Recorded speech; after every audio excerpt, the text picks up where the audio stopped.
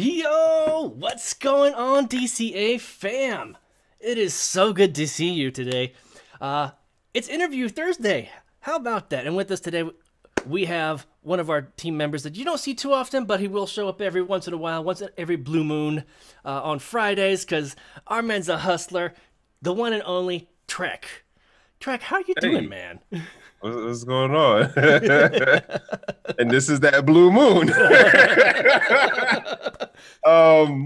Yeah, it's been a lot of running, man. I was in where's that?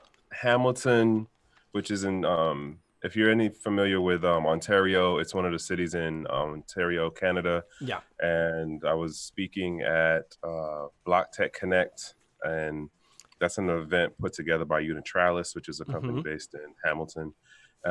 Basically talking about like the whole thing of like, how do companies there, people who are looking to get into AI or blockchain technology or what was the other one, IoT, like how do you thrive in this new decentralized borderless world? And I gave my particular piece on what was it, the seesaw of mass adoption, which basically is that people influence the pace.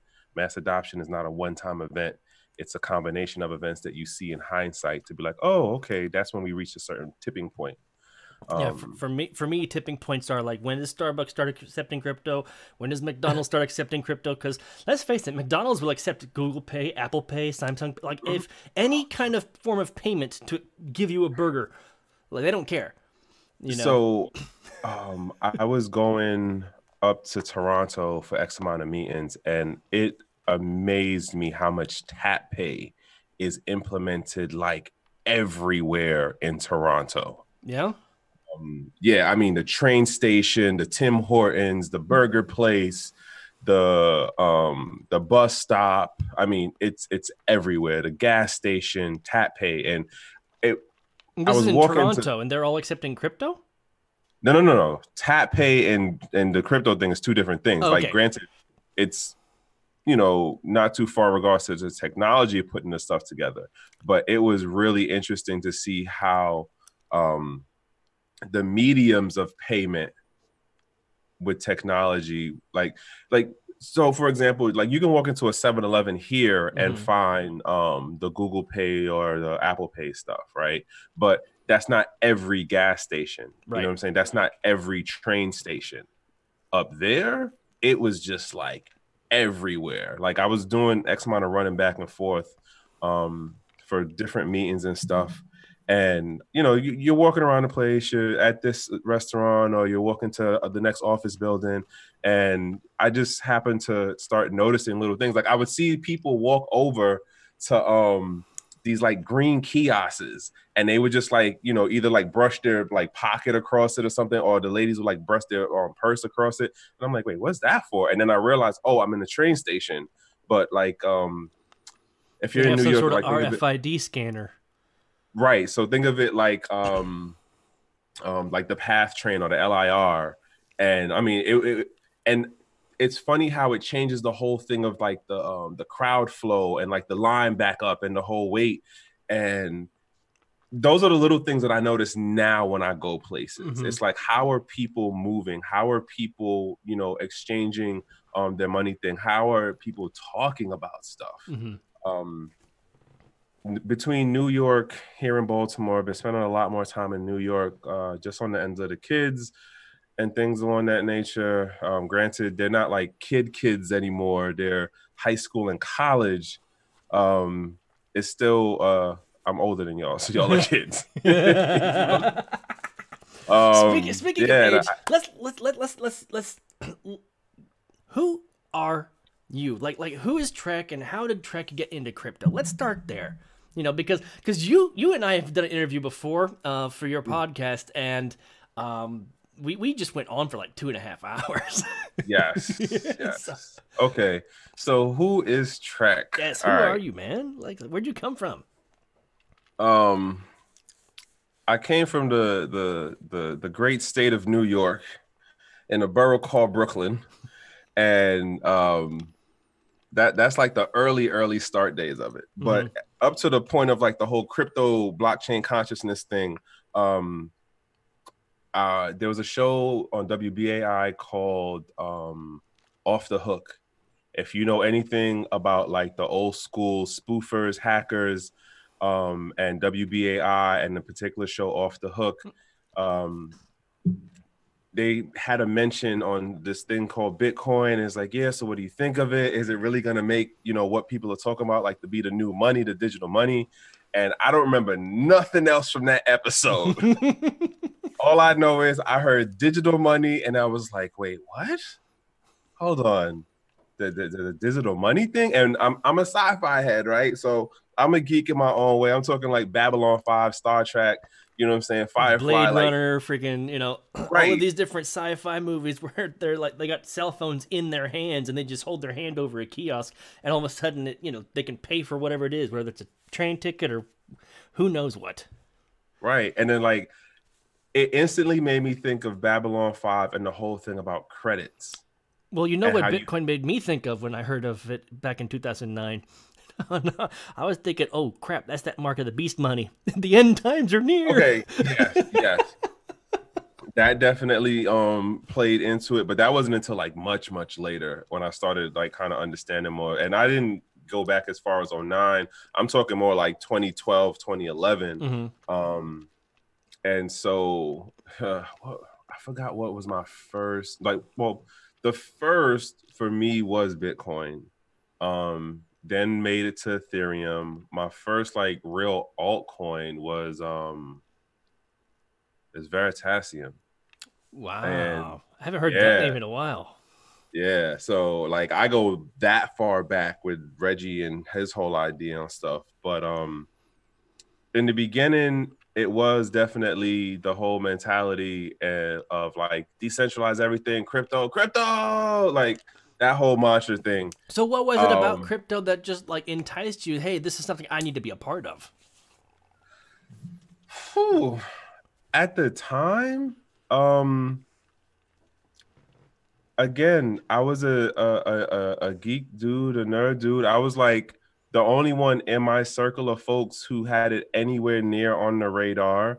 And because I was listening to the things or paying attention to what I was paying attention to, it was one of those like, money's gonna change and this thing might not be it. Hopefully it is it because I'm like into this particular thing, but it's going to change. And this is the pioneering thing of it. This is the pioneering technology of it. Mm-hmm. I didn't totally grasp the gravity of it though until 2018-ish. Yeah, no, you know what? I'm gonna even say like 2018 into 2019. Why? Because I went from just being a hodler for all those years prior to I'm looking to do this as like a career change. Like I'm looking to change my career path trajectory, like my whole living situation. Mm-hmm. And not on some like, oh, I'm gonna Lambo and moon and ball out and all that, but on the end of I used to be a defense contractor. If you know anything about electronic warfare, you know it's a really big umbrella term. It sounds fancy. I really just like pushed buttons and like counted numbers in a lab, but I didn't want to do that anymore. Is the point? Mm-hmm. Now you served in the army, right? Well, okay. So I'm still in the Guard. Mm-hmm. So 2 deployments later, been to some places. I'm not saying I was a door knocker. Wasn't that guy at all. I'm no, a I wasn't combo either. dude. But you know, and it's fun, I just had a conversation about this the other day with somebody, and said, it's something that you can't explain to people who have not been in, and it's something that you only share with people who have been downrange. Mm-hmm. In regards to like the unspokens or like those things of you get it because you were there. Mm-hmm. And yeah, so still in the National Guard side for Maryland. And that's kind of what got me into doing the defense contracting stuff. But I didn't want to do that anymore after my second MOB. And so there was a guy named, what was it? Mike Bublé, no, Mike Bublé. I forget his last name right now, but he used to have this channel on YouTube, and he was a security dude. He was a cyber security dude, and he was putting out some really like good, what I thought was good content. And me and him used to correspond through email and stuff. And we started talking about the whole need for smart contract devs. And so at the time, me being me and wanting to get out of what I was doing and change trajectory career-wise, it was like, well, you know what? I'm going to do this whole thing of being a self-taught dev, and it's going to at least take me a year to be a functional, at least basic functional dev, right? Then bounce around for job to job for a year. And at the time, right, this is going to show how naive I was. The Blockfolio was looking okay. I wasn't mooning or balling out or none of that, but it was enough for me to be like, all right, I'm not really worried about leaving this job right now, and this year would work out. The naivete and the stupid part of me didn't go, hey, cash out, pay off X amount of these bills, pay off this mortgage, do what you got to do to be a responsible adult. So I learned a costly lesson of the 2018 error. I need a dollar cost average all year long during this bear market. When I tell you, like, the lesson of being a forced hand was real, it was definitely a real deal of being a forced hand that year, and just like catching the falling knife in price and trying to sell off to deal with, you know, real world bills. So while all of that's happening, I'm not picking up coding the way I thought I would, because I wasn't on it the way that I needed to be. So I wasn't practicing enough, and I wasn't getting all of the things. Are you more familiar with coding now? Huh? Are you more familiar with coding now? Like, do you find yourself proficient enough to, you know, help with development or something like that?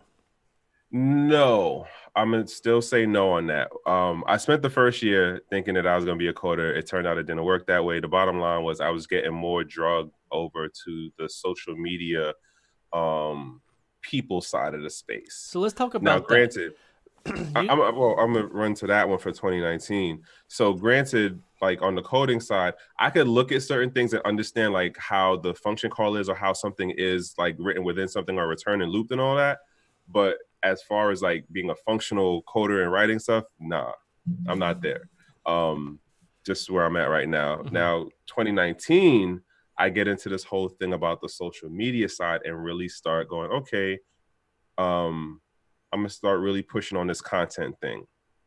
And the content part was really interesting because it was a lot of trial and error and figuring out, you know, what am I talking about?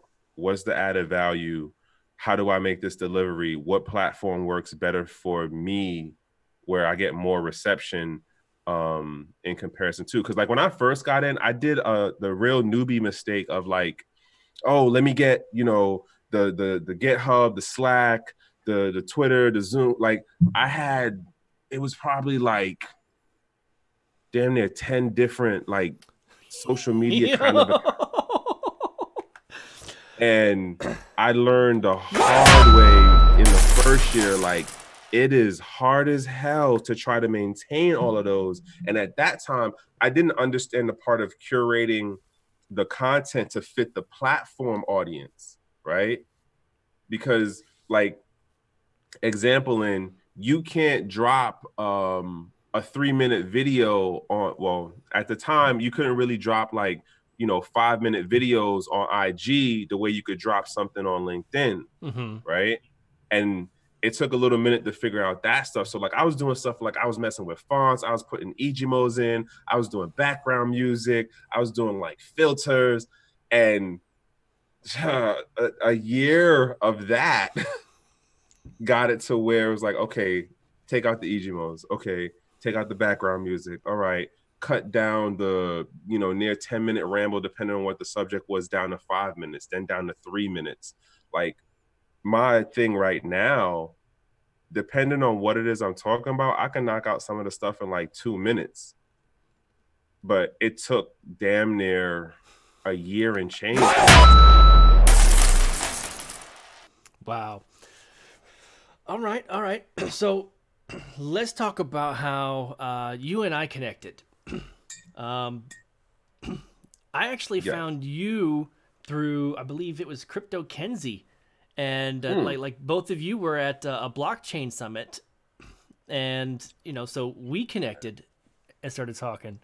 So how Yes. long have you been going to these conferences and summits? And it looks like you've kind of started putting them on now. So, okay. I'm not at conference level. I'm more at like 1 day summit level stuff. And my first one was 2018, but I was doing the meetup. So like if you're totally new to the space and you don't understand, it's you have the macro events and you have the micro events. The micro events is your college doing something where there's like a blockchain club, or is there a crypto club, or is there a crypto trading club? Then you get into like the meetups or the Eventbrite stuff, which is macro events. And ironically, Eventbrite can dual as a macro micro kind of platform creation, and I'll explain that in a minute. So meetups have it where that's that once a month thing. Ironically enough, I came across, and I still, when I go back up to New York, I'm trying to check it out, but they literally do a meetup every Monday. And Yeah. I forgot what the name of the group is. It's in New York, and I'm just like, wait, what? Like when you get when you're in the organizing thing of it, when you're like having to put together like what is the theme going to be, or what is who's the guest, or arranging for the space, like it's a lot that goes into the back end of it. But then to be like, oh, we're doing something every Monday. You got to have a team. Like you definitely can't do it all by yourself. Oh If yeah, you do, definitely. like, It's hard enough just to run a YouTube channel by yourself. Even yes, with a team, it takes a lot to actually get that content creation or organization going. And if you're organizing events and you're doing events every week, dude, I can think about how much of a hassle it is once a month just to have somebody come out and speak to everybody. right, you know? right. Um, I'm gonna end up checking it out when I get back up there. But the other thing, where I said Eventbrite has like a dual status thing, is because with Eventbrite you can do like meetup style events where you do something every third week in the month, or every quarterly or whatever. And um, it's funny, when I got really heavy in 2018 on going to different cities. So I was doing like between Virginia, DC, Baltimore, and Philly for meetups, and it was the whole thing of noticing different things going on in like the makeup of the different groups, and like just certain little characteristics for how they operated. um DC and New York definitely have a more polished look in comparison to like what I've seen in Philly and Baltimore. Well, I would think so. They have more locations and, they've been doing it longer, in my opinion. The time thing is a part of it to a degree, yes, but Philly definitely has some pretty old groups too, that have been around like for a good while. But it's more so about how the organizers look to curate the audience base, for what their group is about. That's one of the things I've noticed. Um, and where else was I going? I'll probably come back around to that. But the next thing is like you get to the whole macro events, which is like the 1 day, all day, kind of summit event thing, Mhm. or something that's a 2 day thing, or like you look at blockchain week, which is put together by consensus. Philly week is actually coming up too. I forgot what month it is. I just seen an email or something about it. But now it's funny to see how X amount of like the major cities are doing their version of like a blockchain week. Miami has one recently. I think Vegas has one that they're starting to really push more now, that is around what is that, World CryptoCon, and like a couple of other blockchain crypto related entities that do their event in that same week time span. And like I said, Philly's just coming into their thing. I honestly really want to try to work something out for Baltimore, because Baltimore definitely has the interest, it has the talent, it has the people who are, looking to do things. It's just an interesting place to be, to try to, like, how to say this, nurture it to get to that point where it's a substantial enough, I don't want to say interest, but momentum to be able to say, okay, let's have like a 1-day, 2-day event. And then, within like another 2 or 3 years, expand it to be like a week event. Right. Like, What I'm getting from this is, right now there's an interest, but what you would like to see is, not just so much the adoption, but like you had said, like the gathering of these minds, and organized events. And so am I correct in gathering that you're actually working on trying to create these events for your area? So that's one thing that I'm trying to do, or at least working on doing. I did Baltimore Innovation Week last year, and I actually got to reach out to them about this year. Last year it was, Blockchain for Baltimore, and I had some good people come through, and it was like a packed enough house. I was at the what is the name of it? The Startup Nest co-working space. And, we filled it out pretty good for it being, I don't want to say a novelty subject, because this was the first year that blockchain was actually involved as one of the events for Baltimore Innovation Week. And this was one that you had put together? This is the one I organized, yes. So not so much that it's a novelty event, but more, I guess, your first time running an event. Everything's brand new. You're still figuring, how to put all these pieces together. Well, okay. That's how I'm hearing it.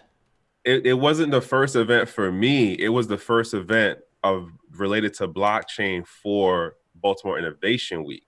And Baltimore Innovation Week is like 8 years old. Okay. So that was their first year doing it, where I put it to. That was their first year doing it, and I was the one who put it together, is the point. Wow. So this year... Yeah, go ahead. This year, I'm going to look to do it again. I'm not even sure what my theme and all of that is going to be yet, but I'll get to that point when I do, honestly. Yeah. So let me ask you something. All right. How many events have you been going to, or have you been to, and where all have you been when it comes to blockchain and cryptocurrency events and conferences and summits and all this stuff?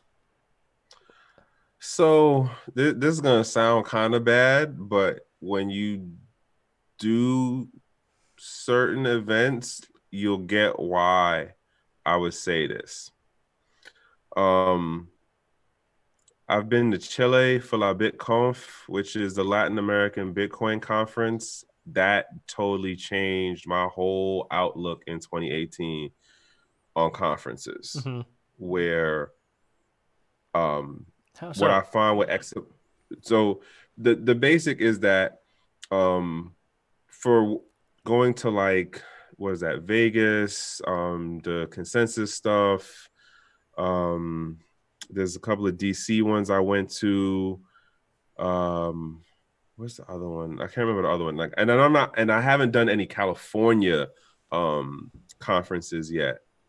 And there's a couple there's Philly, DC that I've been to. So you've pretty much been just about all over, at least our side of the hemisphere, for blockchain conferences and summits. I mean, like, I did, what was that, last year? I did Toronto for the Futurists, which was, oh God, I can't remember the name of who organized that right now, but I've been around to a couple of different things. What I really want to end up doing is hitting the European and Asian conferences. in part because I'm curious on some of the things that I've noticed in the American environment. Do they translate the same way when you get into the European and the Asian and the African markets? And next month, I'll be making next month, with everything falling in place the way is needed, I will be making my first African conference in South Africa next month. And yeah, so that's going to be a whole nother kind of thing. Like, my point to the whole thing about conferences is that there's certain, when you attend enough of the stuff, you start to realize, one, how small the environment is, because of seeing X amount of the same faces who work for this same company that you saw at like the last three things. And then you start to realize that there's like where the money people are, and then you have like where the techie people are. Certain conferences have that cross audience, but certain conferences are like known for like, all right, here's where this side goes, here's where that side goes. And the other part being like, I feel like in the stuff that I've been to in the States, it's a lot more like flashy talk conversation about raising money, as opposed to, like I said, when I went to Chile in 2018, and like just seeing how the environment and the conversations weren't like, well, let's talk about how much money we can make and what your token is going to be in regards to the ROI, and then if we could do the 2% stake. And it was like, listen, here's what I'm working on. I see that you're working on this. Okay, let's talk about how we can both like partner together and actually build or work on something that actually like brings added value at the ground level and like actually works. Mm-hmm. That was a very big, different like environment for me. And I'm not saying that, you know, American companies or American-based conferences don't have a purpose. And I'm not saying that there aren't people who aren't working on things that are actually like working in the real world. It's just the environment is very different. And you got to go to enough of them to start seeing those little things. Like, one of the things that I've really started focusing on more this last 4 months is trying to get a better understanding of the qualitative aspects of this ecosystem, and how the industry is growing. And when I say it as qualitative, I mean it as in, a lot of what we get caught up in is about the quantitative aspect, in that, well, you know, is that token gonna moon? Is that company raising how much it needs to do whatever development? Oh, you know, who just got, you know, hit by the SEC and only paid like a $2 million fine? Oh, that's a drop in the bucket for how much their actual war chest is. As opposed to the conversation of, let's look at like how certain major characters in the space are kind of tweaking and changing some of their public positions. Let's look at like how it's a lot of focus on how much money a company raised, but then and it's like, well, what did that company actually do? Mm-hmm. Like, you raise how much amount of money, but like, did you actually create anything this whole time? And if you did, like, where's the evidence for it? Yeah. Man, it sounds to me like, you know, you are all over the place, and you're on like, I know let's look at, you know, Brian and Mikkel, you know, they're all about, you know, the mining, and then we have Jay, who's all about the trading, and then and then you know, you have this specialty as far as being like in the thick of all of these different types of conferences, and you're literally traveling the world to go up to all these things.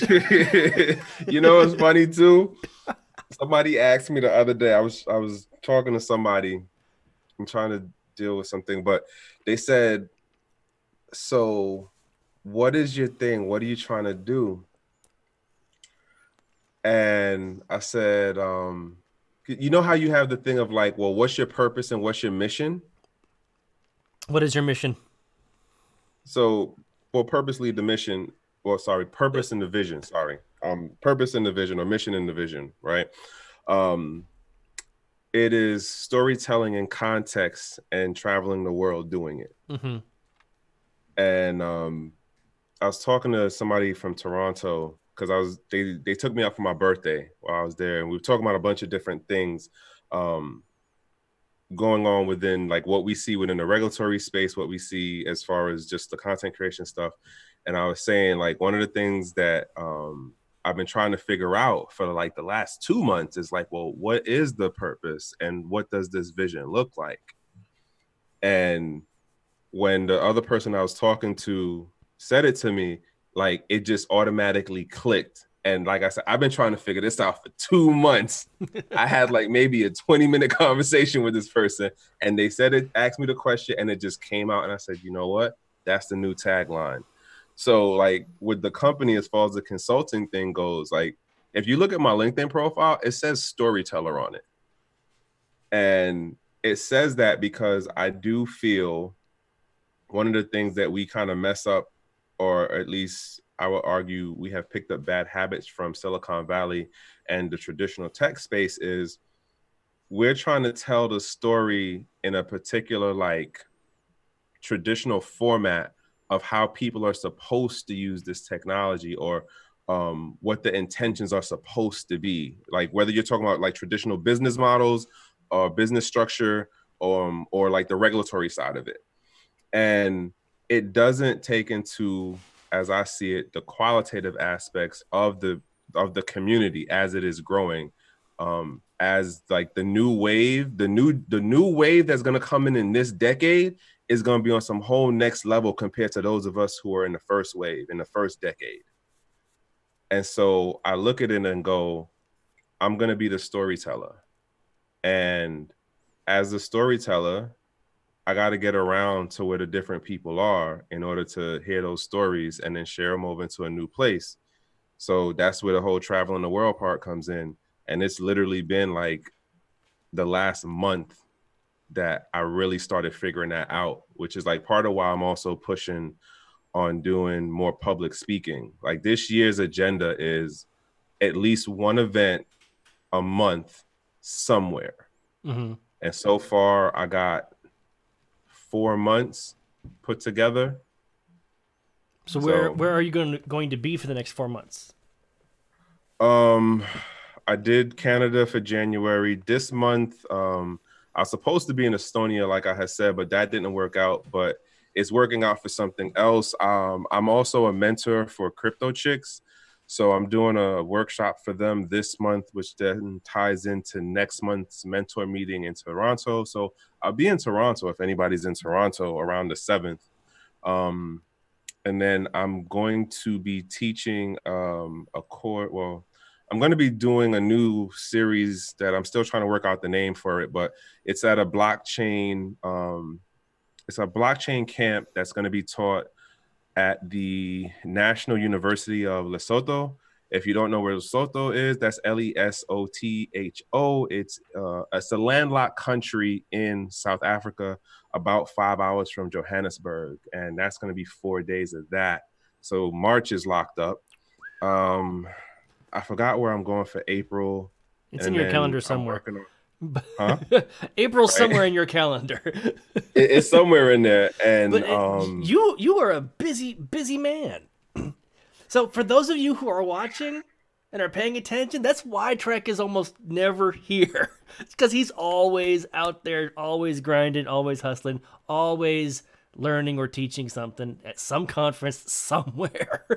And like I said, like beforehand, like life be happening. So, yeah, you know, Friday we had John Kim as our special guest. And tell me he's not a funny dude. Like he's mad, laid back, and cool, but like he's one of those dudes where even if you talking to him, we were like, talking about foreskin. Okay, he's one of those dudes, right? Where you know how there are people who like just they radiate their level of excitement and energy. Yeah, he's one of those guys where even in screen time, he's still able to like transmit that to you. Mm-hmm. Like I've talked to him in person. He's the same way. Oh, he says way, he loves like, you. He said, oh yeah, I know Trek. I love that guy. yeah. He says like, hi. He hated him too. I actually got to hit him up about something. But like, it's interesting. Like he's one of the few people that like, I'm just like, one, his story of like what he did to transition into the space, how he's persevered, just, and like he's that example of what I used to really talk about a lot in like 2018, where it's like, you don't have to be technical to get in this. Like he so exemplifies that in regards to like, if you want to learn about this, nothing can or should stop you from being able to learn what you need in order to function in this space. And he is like the perfect example of that. And then just like, he's a good laid back dude. Like he's funny. Like he always, and he's really like, for as much energy and time as he's put into learn like the back end of the blockchains and how they function and stuff, and understanding the business stuff, bro, have an offline conversation with him. He knows some things, man. Oh yeah. We got to hear him talk briefly about the podcast that he's working on, that he's a partner with. I mentioned it. Now I'm having a brain fart. You know, it's that. It happens. But yeah, it was such a blast having him, here on Friday. Really wish you could have been there, man. That would you two could have told us stories. Yo, the first time we met and talked was, I think it was at Consensus last year, and then like it was me, him, and a bunch of other people, and we went out to this restaurant, and it was, I forgot the hotel it was at, but it's in like the basement of the restaurant. And we were sitting in there so long, they closed the restaurant, and then it took us like 10 minutes to find our way out. They closed the restaurant with you guys still in it? Like, yo, how do you get out of here? Hold on, you were still in the restaurant and they closed it? Yeah, because like I forgot the name for the hotel, but like the way that it was set up, like they're not necessarily worried about you like taking anything, because it's a maze to get out of there. Like, and so we're walking around like, all right, wait, we're going this way? And it's like, no, I think it's that way. And then like we go to the door and they're like, no, you can't walk out that door. You got to go all the way back that way. And we're like, but we were just all the way over there. Yeah. We got lost in the I forgot what this restaurant is called, but it's like right there by Central Park. That is hilarious. That is hilarious. That was our first sit down talk. And I was like, oh, all right. He's a good dude. Like, so let's talk about other experiences. Like, you've gone to all these different conferences. Let's share some more stories of like experiences that you've had at these conferences that, like, just memorable moments that are just like, oh my gosh, that was hilarious. That was like great, or I learned something amazing from this person. Okay, I got one for you. Okay. So the first time I get to see and meet Andreas Antonopoulos is in Chile at the La BitConf joint. And so he has this period of time that he blocks out to where he does pitches and autographs with people. So now I'm waiting in line, I'm patient, and there were very few people that I look to be like, all right, I got to say hi to this person or clout chase. Like Rice, my boy Rice Crypto could tell you, I rarely go after the like, oh, you're like big name folks. Even with the podcast. The celebrity. You're not a celebrity chaser. No, not at all. But like, I do consider myself Andrasian in my school of thought about how I look at this crypto space. Like, you can't tell people what to do and how to do it. You just let them explore it out, right? So a recent thought that I had too to realize, I am not a Bitcoin maximalist because of that. Mm-hmm. But that's a whole nother side conversation, because somebody's like, what? How? You could DM me. We could go back and forth on that one all day. But so I'm standing there, I'm waiting in line, and I walk up and I'm like, hey, it's really great to meet you. I've been following you for years. I give him the whole spiel that he's heard like a million times before. And I say, and I'm wearing these shades, right? And I said that to him. I'm like, yeah, I've been following you for years. You know, I really appreciate what you do. Da, da, da, da. He goes, oh, really? I didn't see you. And I was like, wait a minute. Did he just make a quick jab joke at me? I've been following you for years. I didn't see you at all. and like it registered, but then it didn't register. And I was like, yo, he mad quick with it. Like he didn't skip a beat. And then it was like, all right, you know, thanks for this. He's personable. And it was just really like one of those like, yo, he just made a quick jab joke and I didn't even catch it until it was like too late, because it was like a delayed reaction in my head, like, yo, he actually said something back and it was funny and I didn't know how to respond and you know what I'm saying, in return, because I'm still over here being starstruck. And I was like, yo, and there's like shake the hand, take the picture. After the moment happens, it's all playing back in my head. I'm like, yo, he just made a quick joke on me. I ain't even, man. And then like you think of all the things that you could have said after the fact. Oh yeah. Okay. I got you. Iron. Oh, you know what? I can't even know I can't say that one just yet because I haven't locked in certain details. So but yeah, that one, that was a funny one in my head in first meeting him, because I like to see like he actually has a sense of humor. And he's quick with it. Who did I meet? Oh my God, what is her name? Alana, Evelyn. She was she was the one behind the Treasure hard wallet. Okay. I met her down there too. And we talked for a while. Like, and I was surprised she actually talked to me as long as she did. And so she's like, oh, well, you know, let me get your card and stuff. So I give her my card. And here's how you know when you're dealing with an American who does not travel outside of the States. I give her the card. She looks at the card and then she gives me a little smile and she says, oh, you Americans. And I was like, what? And she was like, you guys always do this. Like, you'll have cards. She said something along the lines of this. You'll have your number on the card, but you won't put the country code. And it never dawned on me. Mind you, I literally had those cards made because I knew I was going there. Oh, wow. Didn't dawn on me to put the country code. And we've been out of the country, so we know what country codes are. Mm-hmm. Yeah. But it never dawned on me. Because I hadn't thought about it either until you just mentioned it. That's incredible. When you take cards from Europeans, Africans, the Asians, they have country codes, don't they? Everyone has country codes on their cards.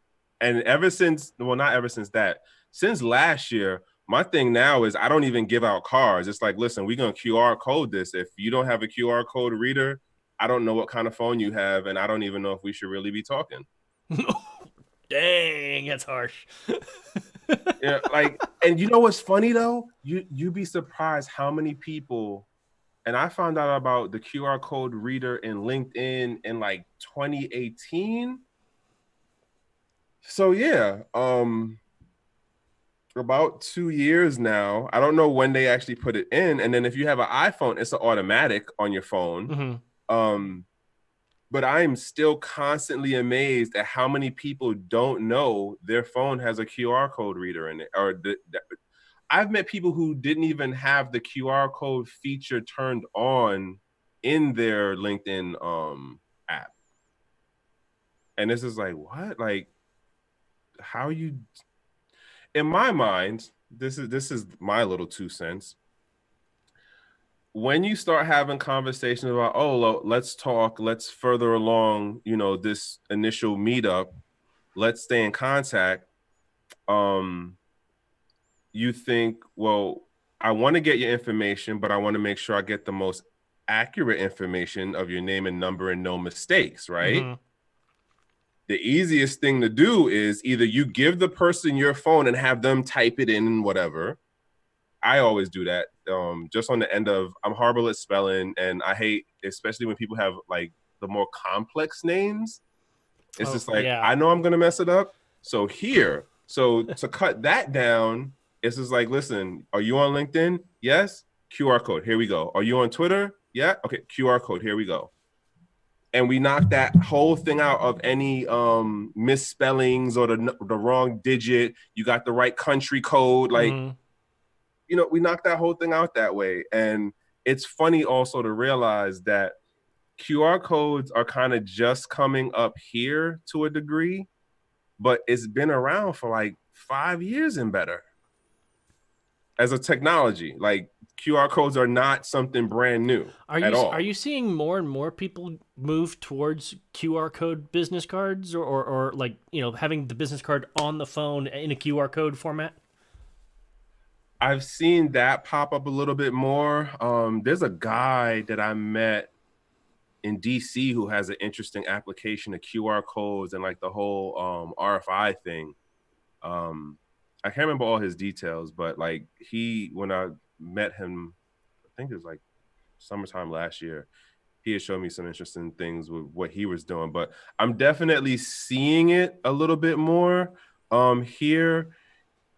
It's kind of one of those more techie folks that are kind of more aware or using of it. I don't like it. I'll say, so I'm gonna say this. The US is an interesting place, bro. Like, we talk about being the number one in things that we can never really validate. And then when you see the hard numbers of where we are, you're just like, wait, what? We're not number 2 at least? No, like 21. Bro, it's the craziest thing. Like I said, like when I was in Toronto, it was just amazing to me. Like the tap pay thing was everywhere. And mind you, tap pay, as far as like the whole over east coming over to the west, like we're still lagging on that. Like the company I advise now that's in Ghana, the QR code thing, like that's the big push right now, as far as just the country and what we're seeing in the market at the ground level of QR codes being a thing that we're not the only company in the market looking to implement QR codes is my point. And I've heard similar things in regards to like Nigeria. I've heard similar things for South Africa. So, and like the Asian countries, they were already on the QR code stuff, right? Where was I? So South Korea 2017 was seeing the QR code stuff out there. And we're just moving into it. Like, I mean, I do like that some of the apps are like now, sliding it into that function feature, but it's still one of the funny things to watch that like people will have this ability and not even know it's there. Mm-hmm.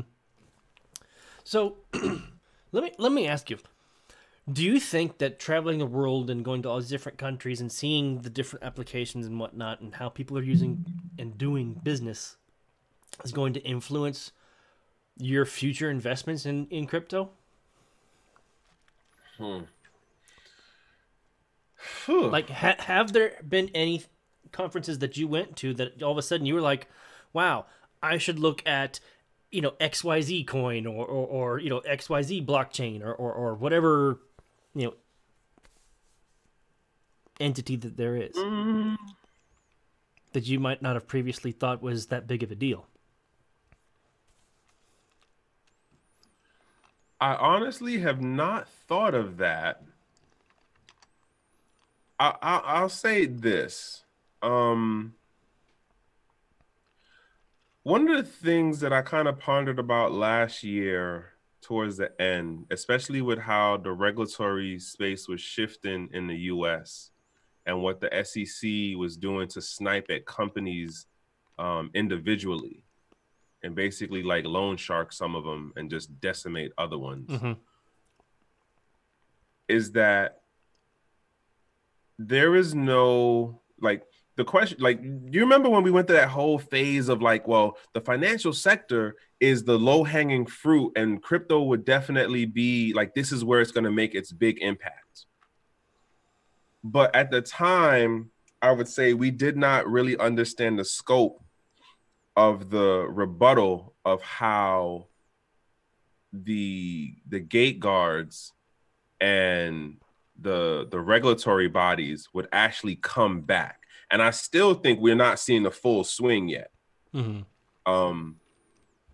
And so for me to say, oh, I'm definitely looking at this company because they're going to be the one, I can't make no guarantees like that. Why?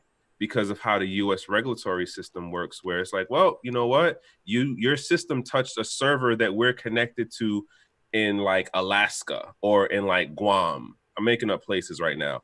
But, or, well, we had a citizen that was a part of your thing back in like 2012 when we didn't give two craps about what this blockchain crypto thing was. So now we have jurisdiction over your company and we can implement sanctions and legal recourse on you in 2020 or 2025, right? That is literally how our legal system works. Wow. So Yeah, I stay very, very clear of saying to people, oh, you should and look at this thing or you should invest. right. But I my try to question was, go, has it influenced your in investment strategy? You know. and in that vein, I still think saying what influences my choices is borderline in that me endorsing or not endorsing something. Mm-hmm. So that's why I still stay very, very clear of, I know what I do and what I don't do. What you choose to do, please don't let it be based on what you think I'm doing or what you heard me kind of say on a particular thing. Like I said, even though, you know, Bitcoin was the first thing that I got into, shoot, I can't even tell you the last time I actually looked to, you know, buy in. I don't even pay attention to the price now. Like I stopped doing that a while ago. Mm-hmm. It's just one of those things of, I've been in the space long enough, and for how I'm looking to move about it now, it's not like when I got in like 2013 timeline. It's you know how we say like you come for the price, but you stay for the tech. Yeah. Like that's really where I'm at. That saying has been going around quite a bit. Like that's just where I'm at right now. And I mean, I know it really doesn't answer the question of like what I'm pushing on. I'll say it this way. Well, it wasn't so much what are you pushing on or what projects do you think. It was like, has going around the world influenced your strategy? Yes or no? You know. Then no. Like because I'm not out here reaching for anything. Mm-hmm. No bags of nothing. I can't even tell you the last time I've actually been on an exchange. You're just holding for the long term. Like for whatever it is that's like left in there now, like that's just what it is. Excellent. I will say this though. I do think that the privacy coins are definitely going to go through their stuff this year. The stuff as in skyrocket or the government smackdown? It's definitely going to be the smackdown is gonna the WWE is coming for the privacy coins. Okay, so my thing with the privacy coins is I feel that it's a cat and mouse game. Mm-hmm. Of where you have, you know, the government side folks saying, well, we need to know everything. And then you have the privacy folks saying, I get you, but I still want to have the ability to practice it when I want to. So, like, you know, when I'm gonna buy cigarettes, all right, the whole age thing, like, yeah, you can do that. But it's what did I see today that like kind of threw me off too? It was from Jameson Lopp. It was one of his tweets today, something about the CIA like secretly owned what was it? A company that produced cryptographic like technology or machines or something. And I was like, damn, that like it's one of those things, like I said, where I look at this space and I go, I want to have a positive outlook on people having or gaining the ability of economic sovereignty, right? Now, granted, we've been conditioned for how many hundreds of years now to say, well, no, let's push that off on the government, let them deal with that stuff. I just want to know that I can pay this bill when I swipe my card, right? What was real quick? Was the article that you were reading those one about from Cointelegraph about the CIA has had the keys to global communication encryption since World War II? No, that's not how he tweeted it. Okay. It might have come from that. I just happened to see the tweet. I didn't open up the whole thing, and it was like early this morning too. Okay. But it might have been from that. But it was basically read like they were on the back end of owning the company or whatever for a while. But I don't know. I didn't actually look at the whole thing. But where am I going? Cat and mouse game. Oh, here's the other thing that arguably people being greedy would have a positive effect in regards to the proliferation of privacy. Why? Because greedy people always want to find a way to skirt the system, right? Of either being fair or of not getting in trouble for doing something that wasn't, quote, right or legal. So they're going to spend the money to get the smart people to make the system work in a privacy way that they want it. And somebody's going to spill the beans and then put it out there for the rest of everybody else who may not have any bad intentions, but still wants to have the ability to practice privacy when they choose, which is my whole thing.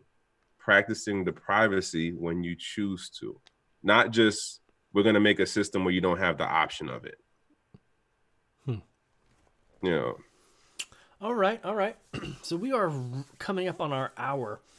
Let's go get to the final segment. You know, where do you see crypto going, and you know, in the future, and what kind of technology or what industry in crypto are you most excited for?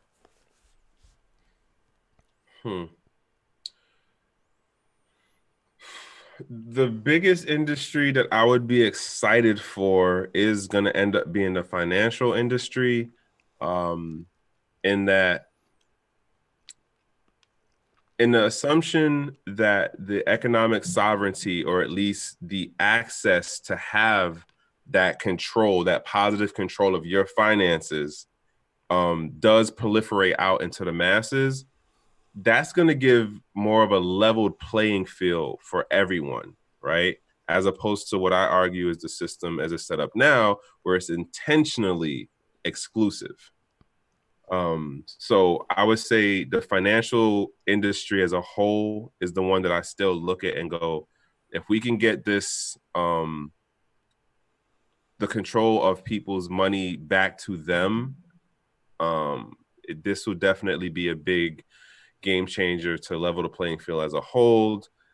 And I think more efforts are being made in that direction than compared to some of the other stuff that's, you know, like when you talk about like healthcare or logistics. I think logistics is like one of the easiest ones, but I think healthcare, especially in like first tier countries, people don't understand that even though you can change the technology as far as being able to transfer the information back and forth, and have like positive control, or have it like where you can't fake or duplicate the information as related to a digital ID and a real person ID, it still doesn't change the policy and the regulations that govern your your what is it, biometric generated personal data that in the US at least you do not have legal right to. Like a hospital could totally tell you you can't get your medical records even though it's all generated from you,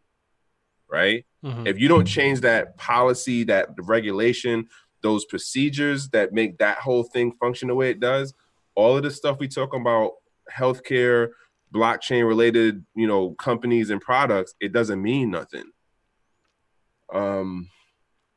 As far as which one of the blockchains is going to really work it, I still think that the open source blockchains are going to be the thing to proliferate better than the closed source blockchains, because I think their timeline for upgrades will be faster. Because like in general business, right, the idea is that you either control access to a resource or you distribute the resource. Well, that's kind of saying the same thing, but the idea is that you restrict access to something, right? Or you do something that only you can cover as far as like doing a service within. And I'm not saying this is going to be like, oh, you know, in the next, let's say 10 or 20 years, the system is going to be perfect where like everything can work on some kind of decentralized blockchain based technology as far as like open source or open blockchain. I think that we're still like arguing about how open blockchains can function following traditional business models as far as controlling the access to certain resources. And going forward, everything is going to be based on like data pretty much. Like that's where the money's going. Like I went to a fintech meetup like a week ago, and the stuff that they're doing on the back end to connect like financial institutions and like data sourcing, and basically it's like it's at a point now where your bank can look like Facebook in regards to when you open up the app. And there's a whole X amount of companies that are literally working to make it where you can set up what would be a sandbox and then pick the options that you want to put in on the front end. It's a plug and play pretty much. That's how far we are right now. Fintech and DeFi. So I would say DeFi for this decade is definitely going to make some leaps and bounds. I just don't see it in like our first tier country setups because we have too many convenient systems already in place, and we have too many gate guards. Like the incumbent system is already here, and there's too much cushion for them to just be easily pushed out or pushed over. So things like the innovative things of fintech, as far as it being more inclusive, is going to get played and test out in other markets that are not first tier countries like the US or like France or Britain. The same thing with DeFi. So Latin America is going to catch it for sure.